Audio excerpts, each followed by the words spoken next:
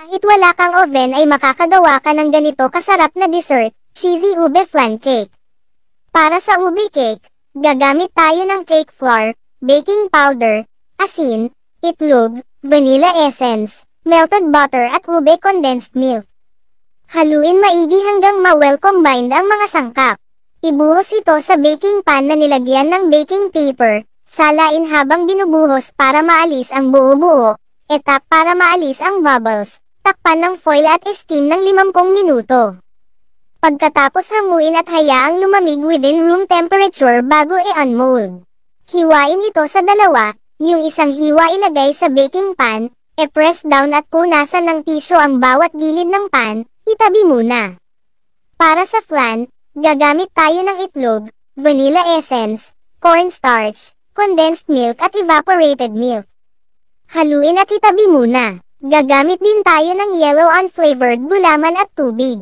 Salain habang binubuhos ang egg mixture para matanggal ang buo-buo. Haluing maigi. Lutuin ito over medium to low heat. Tuloy-tuloy itong haluin hanggang sa kumulo. Ibuhos ito sa ibabaw ng ube cake at hayaang lumamig. E-chill ng 2 oras. Mag-spread ng grated cheese sa ibabaw at i-unmold.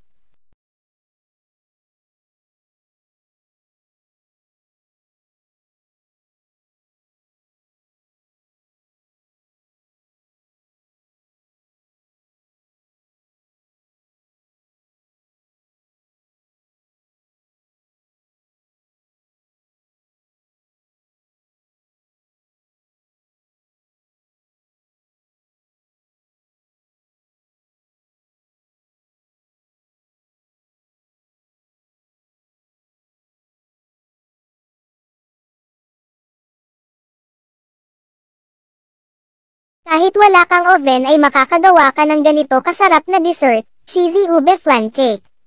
Para sa ube cake, gagamit tayo ng cake flour, baking powder, asin, itlog, vanilla essence, melted butter at ube condensed milk.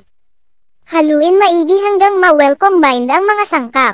Ibuhos ito sa baking pan na nilagyan ng baking paper. Salain habang binubuhos para maalis ang buo-buo.